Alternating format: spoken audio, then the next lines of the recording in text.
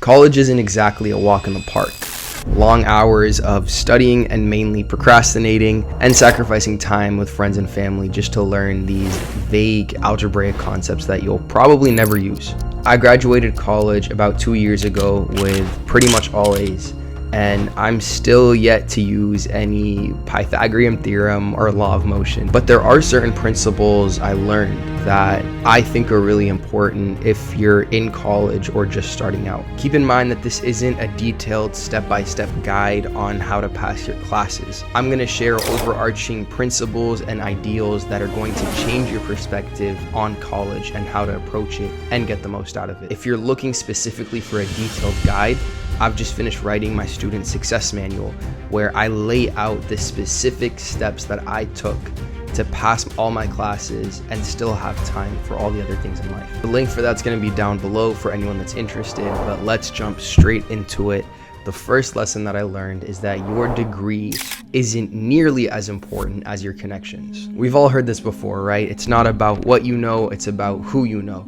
And as cliche as it is 100% true. Businesses, corporations, even other people don't really care about what kind of degree you have or how many hours you spent studying for your AP exams. What actually matters is how well you can connect with other people, how you interact with others, and who you know. That stuff is really valuable after college. So what you need to do, and what I wish I did earlier, is to get out of your comfort zone and start meeting new people. Start branching out into other areas, introduce yourself to new people, and just get yourself involved in as many circles as possible. What we see a lot of times now, especially in Western culture, is that there's this big focus on independence, right? To do everything alone and to not have to rely on anyone else. And as much as I agree to a certain extent that everyone should be able to kind of fend for themselves and be a bit independent, you also have to understand and accept the fact that you do need other people to succeed in life.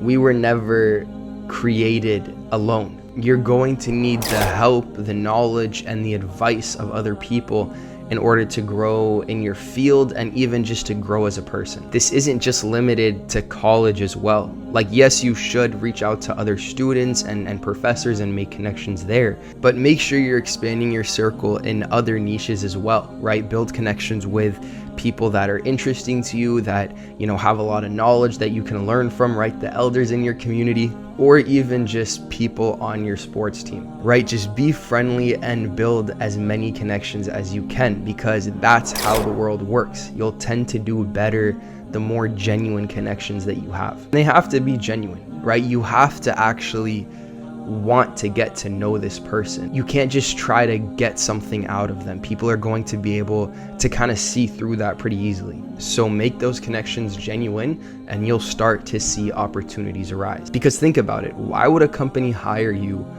only based off of the degree that you have? I mean, every single other person graduating has that same degree.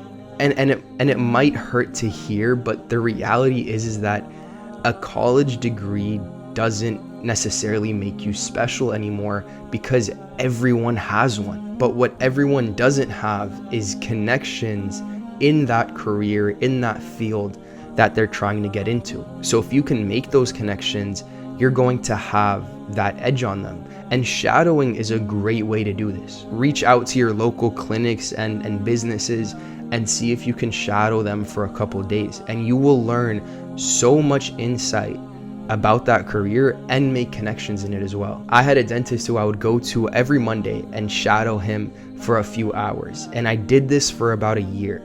And not only did I learn so much about the field of dentistry and how to run a clinic, but I also built a really good relationship with my dentist. And he actually wrote me my letter of recommendation. And I'm sure that that had a big part to play in my acceptance to a dental school. If I would have never reached out, if I would have never shadowed him, that connection never would have happened, right? And I might not have even gotten into dental school. I have a friend who's 19 years old, and because of the connections that he has, he managed to land himself a really nice sales job while he's still in college. And when he graduates, again, because of the connections he already has, he'll probably land himself a 6-figure salary right out of college. And it's not because he's some sort of genius or guru when it comes to sales, but he is very charismatic and likable, and he doesn't shy away from building connections and meeting new people.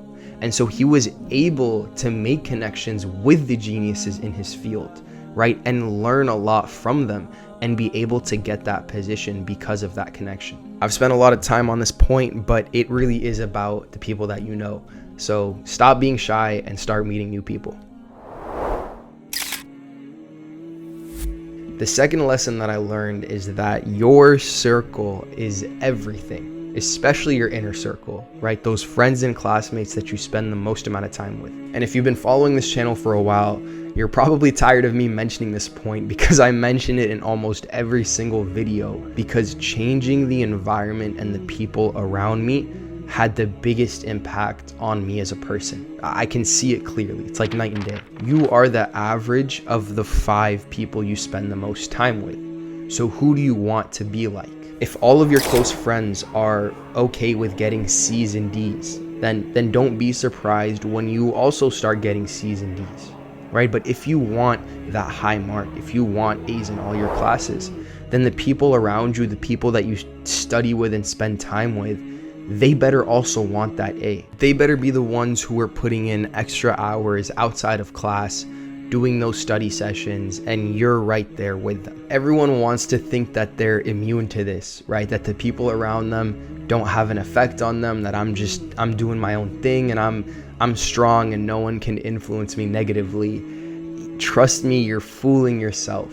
And the sooner that you can realize this, the sooner that you'll start to be more picky about who you let in your circle. The sooner that you can realize this in your college journey, the better that you will do. Find those hard workers, those geniuses in your class, and then make connections with them. It goes back to the first point. See, the 2 points, they connect, right? Find those hard workers, those smart people that you want to be like, and then make connections with them, sit next to them, work on homework assignments with them. And ideally, make sure that those friends are Muslim friends. Because, I mean, look, there's nothing wrong with having Muslim friends, right? I had Muslim and non-Muslim friends growing up. I mean, my college only had 2 Muslims, and I was one of them, and the other one was a sister. So I had to make non-Muslim friends. And I'm not here to pass a fatwa on whether it's halal or haram to have non-Muslim friends. But what we can say for sure is that it is definitely preferable to surround yourself with as many Muslims as you can, because they are going to remind you of what is most important, right? It's going to be easier for you to worship and to be a better Muslim around them. Right, when Dhuhr time comes, you guys can encourage each other to go pray instead of having that kind of awkward moment when you have to explain to your non-Muslim friends, you know, that you're going to pray and everything that kind of comes with that. If you know what I'm talking about, then you know, right? It's no fun. Regardless though, even if you can't find, you know, hardworking, pious Muslim friends, then at least surround yourself with hardworking, ethical, and moral non-Muslim friends, and that'll do you just fine. The last lesson that I learned in college is don't be a one-trick pony. Try to learn as many skills as possible to be a more well-rounded individual. You don't want to be that person who only knows how to code, or only knows about biology, or is really good at physics, but doesn't really know how to do anything else. If you're able to learn other valuable skills, it's going to benefit you not just in college, but for the rest of your life. But these skills have to be high value. They have to be things that are actually going to benefit you, that you're actually going to use and benefit other people in the future. Things like learning how to edit, or learning how to code, or learning how to get over your fear of public speaking, right? These are skills that you're going to need. Well, you might not necessarily need coding or editing, but you get the point. Other people might need them, and so you having that skill is a benefit to them. I'll be honest, some skills that you learn in college just aren't really valuable in the real world. Unless you're gonna go into some engineering field, then who cares if you're competent in some high level calculus or algebra. Even something like a sport. It's a skill that not only is going to benefit you and your health, but you'll start meeting other people in that field and build connections with them. Sports is actually a great way to meet other people and connect with them, right? For someone who is only and solely career driven, not only are they sacrificing their health, but they're also missing out on those connections that they could have been making. Without being hurtful, sometimes I'll meet people in their mid-20s and they're great computer engineers or coders or what have you, but then when you talk to them, they're very timid and awkward and weak, and they can't really hold a conversation or maintain eye contact for more than a couple seconds. And I see that, and I honestly feel bad for them because they've missed out on so many important skills and characteristics that they need. So make sure you're working on those other aspects of life, right? Pick up a new skill, start playing a sport, even go to the gym, right? We have so many friends who we only really get to see them in the gym. Like, that's our time to kind of hang out and do something productive together. But yeah, those 3 things are going to do you so much benefit if you really apply them in college. To summarize, the first thing you're going to do is go get your student success manual, link in bio.